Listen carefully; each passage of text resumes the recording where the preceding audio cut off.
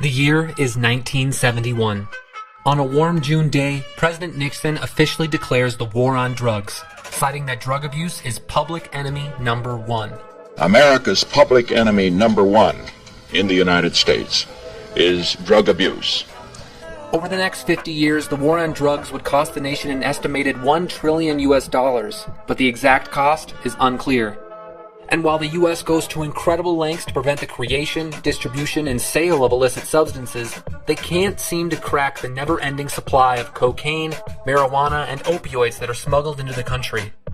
While the U.S. government attempts to tighten the supply of drugs, the demand for drugs in the U.S. remains relatively constant. While the public's tastes have changed, opioids are more popular than ever, for example, the overall demand for the imported illegal goods has stayed about the same. A study by the Rand Corporation found that between the years of 2006 to 2016, Americans spent anywhere between $120 billion and $145 billion on drugs, which is similar to the amount spent on alcohol. It would seem that selling drugs is big business. Entierra la plata y déjese de pendejadas.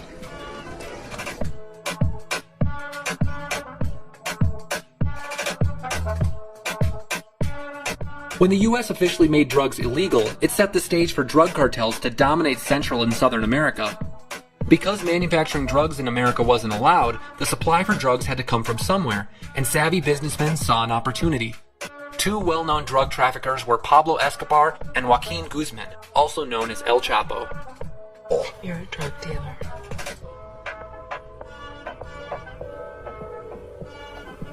No, what? How? What? Escobar made his fortune during the cocaine boom of the 1980s.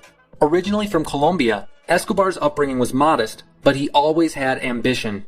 When Escobar took over the cocaine trade in Colombia, he oversaw the operation of purchasing coca paste from Bolivia and Peru, processing that paste into the final product, and then trafficking it into the United States.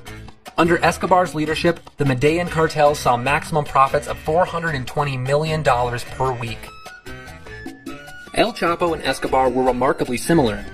El Chapo also came from humble beginnings, working on a farm. Eventually, he started cultivating marijuana and working with other well-known drug lords. He became the leader of the well-known Sinaloa cartel, which sold cocaine, heroin, and marijuana into the United States. One of El Chapo's specialties was figuring out how to move vast amounts of product through challenging territories.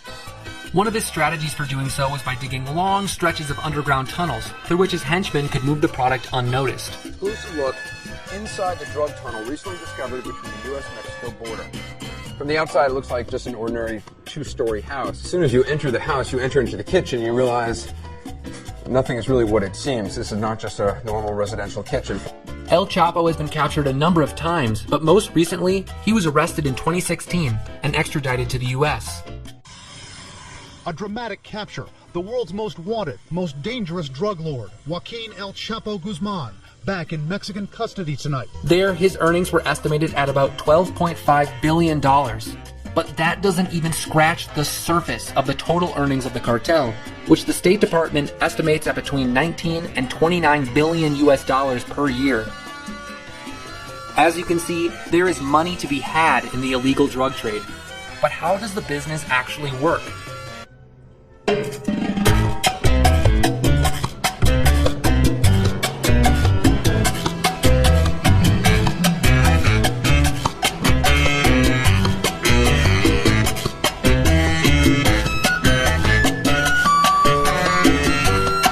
Thomas Wainwright argues in his book Narconomics that the illegal drug trade is run very similarly to a staple of the U.S. economy, Walmart. In many cases, Walmart is the only purchaser of certain products that Americans rely on. Because Walmart holds a monopoly on the purchase of these products, they get to set the price that they are willing to pay. The suppliers are at the mercy of their buyer, Walmart. Similarly, the drug cartels are at the mercy of their purchaser, the United States.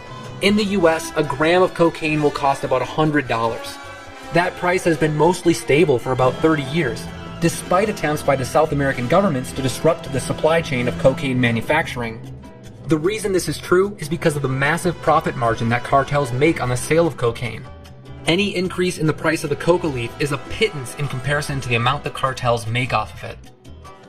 Another aspect of the cartel's operation is a familiar concept: franchising. Franchise. Franchise. Franchise. Franchise. Franchise. Wainwright also describes how the Zetas cartel in Mexico has taken over the entirety of the country. Similarly to how McDonald's will start a new franchise, the Zetas go to a new town and talk to the existing criminals that operate there, where they convince them to run their criminal activity under the Zetas name. The Zetas will provide these local criminals with weapons training, as well as the cartel equivalent of corporate swag, in some cases, branded hats and t-shirts. Being affiliated with the Zetas has another key advantage for the local criminals. Their operation gets taken much more seriously under the Zetas name. In return, the Zetas take a portion of the local criminals' profits, in exactly the same way that a US company would. These cartels are raking in some serious dough. What do they do with all of it? The answer is simple. They launder it. For the Sinaloa cartel, their laundering method of choice was to get their profits into the international banking system as quickly as possible. To do so, they had a little help on the inside. An investigation by the State Department found that HSBC in Mexico consistently looked the other way as they wired billions of dollars to accounts in New York. Similarly, Pablo Escobar's operation relied on personnel on the inside of banking institutions. They used Mexican banks to convert large swaths of dollars into Mexican pesos. There also was a clear operation in Miami where criminals were depositing as much as $250 million per year into checking accounts. The criminal enterprise relied on the fact that their men on the inside would never submit a report on the fraudulent activity. For more information on money laundering, check out our previous video. It's obvious that the war on drugs has created a black market for the substances that is unstoppable. Thomas Wainwright has a solution for that too. Legalize drugs. In an interview with NPR, Wainwright says, quote, "The choice that I think we face isn't really a choice between a world without drugs and a world with drugs. I think the choice we face is really between a world where drugs are controlled by governments and prescribed by pharmacists and doctors, and a world where they're dealt by the mafia. And given that choice, I think the former sounds more appealing." End quote. And if you look at what has happened with marijuana in the US, the suggestion lines up with the facts. Before legalization in many US states, a kilo of marijuana went anywhere from $60 to $90 in Mexico. After legalization, that cost is down to $30 to $40. Mexican marijuana growers are concerned that American legalization might run them out of business.